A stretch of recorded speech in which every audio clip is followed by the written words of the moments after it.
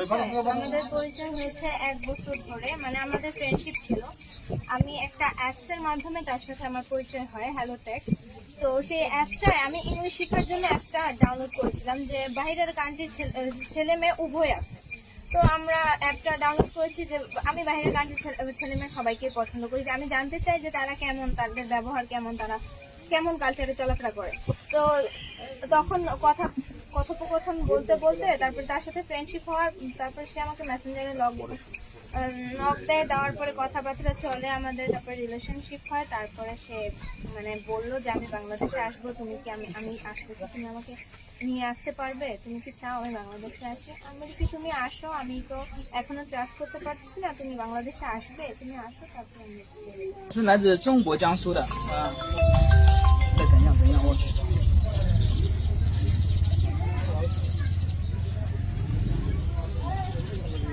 OK，我是来自中国江苏的一位小伙，我叫袁小强，我从事的工作是一名钉焊工，我居住在江苏泰州。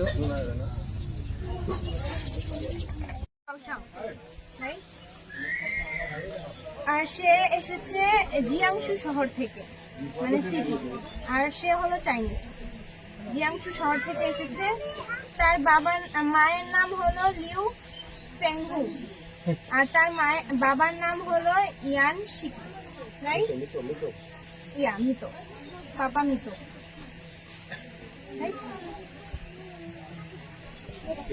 আমাদের একটা অ্যাপস এর মাধ্যমে পরিচয় হয়েছে। সে আমার ফ্রেন্ড ছিল, তারপরে আমরা রিলেশনশিপে যাই। আমাদের 1 বছর যাবত আমাদের রিলেশনশিপ ছিল। কন্টিনিউ থাকার পরে সে আমাকে জানায় যে সে বাংলাদেশে আসতে চায়, আমাকে বিয়ে করতে চায়। তো আমি তাকে জানিয়েছি তোমার যদি ফ্যামিলি রাজি থাকে, তুমি যদি আমার জন্য আমার ধর্ম গ্রহণ করতে পারো, আমাকে ভালোবাসি, তাহলে আমি তোমাকে বিয়ে করতে রাজি আছি। তারপর সে আসে, আমরা মৌলবীর কাছে গিয়ে ধর্ম গ্রহণ করে তারপর মৌলবীর কাছে আমরা বিয়ে করি। এখন আমরা কোর্ট ম্যারেজ করার জন্য আমার গ্রামে এসেছি। আমি আগে ঢাকায় থাকতাম, মাওনা। আমার নাম সুরভি আক্তার, আমার বাবার নাম নূর হোসেন, আমার মায়ের নাম সাথী আক্তার, আমি কাজীপাড়া থাকি, আমার দেশ দিনাজপুর থানা। জি, আমি ভেবেছিলাম সে আসবে কিনা, আমার একটু সন্দেহ হচ্ছিল যে বাহিরের কান্ট্রির ছেলে হতে পারে, মজা নেওয়ার জন্য আমার সাথে কথা বলেছে, আসবে কিনা আমি সেটাও জানি না। তার একটু সন্দেহ ছিল, তাকে বারবার কোশ্চেন করছিলাম, তুমি কি আদৌ আসবে, তুমি কি আদৌ আসবে? আমার ভাবনার বাহিরে ছিল যে সে চলে আসবে। আমি তাও যাইনি। 3 তারিখে আমার আসার কথা ছিল, আবহাওয়া খারাপের জন্য আসেনি, টিকিট ক্যান্সেল হয়ে যায়। তারপরে 4 তারিখে আবার সকালবেলা 3 তারিখ 5টা বাজে সে, মানে 4 তারিখই বলতে গেলে 4 তারিখ 5টা বাজে সে, মানে সকাল 5টায় সে ফ্ল্যাটে উঠে, আর আসে হলো 7টায়। আর আমরা তাকে খুঁজে বের করি 9টার মধ্যে, মানে একটু দেরি হয়েছে। আমি প্রথম সেক্টরে ছিলাম আর ও ছিল দ্বিতীয় সেক্টরে। মানে